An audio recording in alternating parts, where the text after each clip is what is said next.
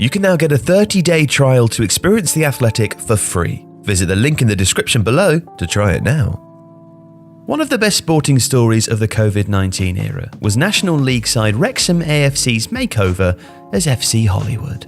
Rob McElhenney and Ryan Reynolds, the co-owners of the R.R. McReynolds Company, announced its intention to buy Wrexham last November and completed the £2 million transaction in February. McElhenney is a successful actor, writer and producer in the US, and Reynolds is, well, Ryan Reynolds, a wildly famous actor, but also a prosperous entrepreneur. He bought a stake in Aviation Gin, the fastest growing premium gin in the US market, in 2018 and sold it to drinks giant Diageo for £440 million last year. He also owns a stake in a mobile phone company and co-founded an advertising agency. But 5,000 miles away from Wrexham is the man who made this happen. Humphrey Kerr is an English comedy writer and actor who went to California in 2013.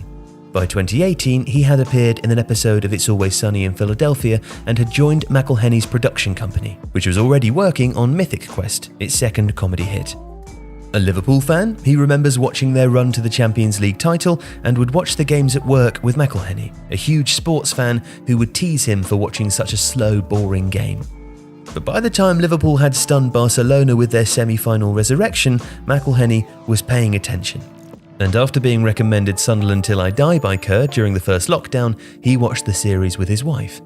But this wouldn't end with a successful recommendation. He told me, "We should do this. We should buy a club and make a documentary," remembers Kerr. Before I really knew it, the conversation had moved on to, who can we buy? Kerr was asked to research which club his boss could buy and came up with a list of half a dozen that met their criteria. A club with history that needed a lift but had enough fans to make the business work now and in the future. I looked at how many fans regularly turn up, their catchment area, how many come if they're on a cup run, says Kerr. The fact Wrexham were getting 4,500 at the wrong end of the National League proved how loyal their fan base is.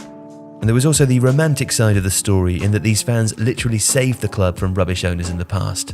First in 2004, when a former custodian tried to evict them and put the club in administration. It took Wrexham 18 months to exit, but not before they had become the first club to be hit with a 10-point automatic penalty, a sanction that saw them relegated from League One. New owners took the club on in 2006, but by 2011 they had run out of puff and Wrexham were up for sale, with HM Revenue and Customs threatening to shut them down again over unpaid bills. The Supporters Trust saved them this time, but they had to sell the ground to the local university to do so. Now, between then and the takeover, Wrexham had been a well-run, enthusiastically supported but unlucky fifth-tier team. Pipped to promotion in 2012 by Jamie Vardy's goals for Fleetwood Town, they've been back to the playoffs 2 more times after the 2011-12 campaign and come up short, not quite making it back to the Football League. But McElhenney was on a mission.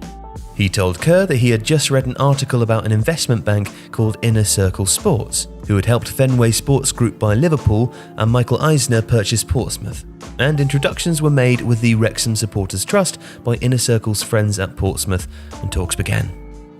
Trust member and former Wrexham director Spencer Harris told McElhenney and Kerr about how Wales was split by the M4 motorway, with Cardiff, Newport County and Swansea below it, and only Wrexham above it.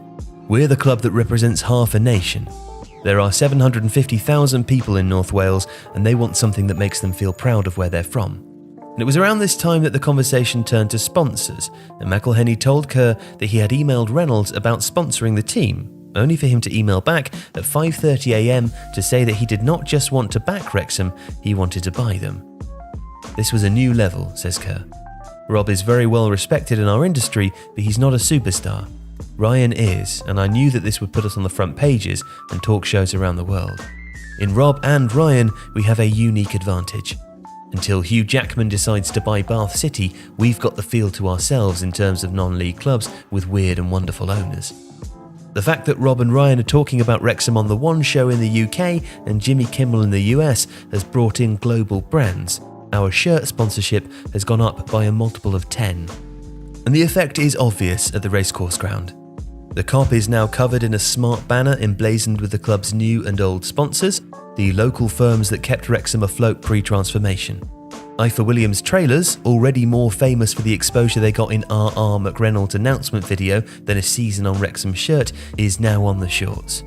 Wrexham Lager has moved from there to a stand, and in their places are TikTok, Expedia and Aviation Gin.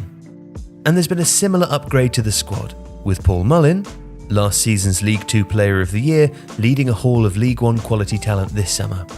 Also now in the side are Ben Tozer, a £200,000 arrival from Cheltenham Town, James Jones, a Scottish under-21 international, and one of Carlisle United's best players last year in League 2, Aaron Hayden. All have been given 3-year contracts. So Kerr is pragmatic about how Wrexham's future might be viewed. If people want to call us the Manchester City of the National League, so be it, but it's not really true.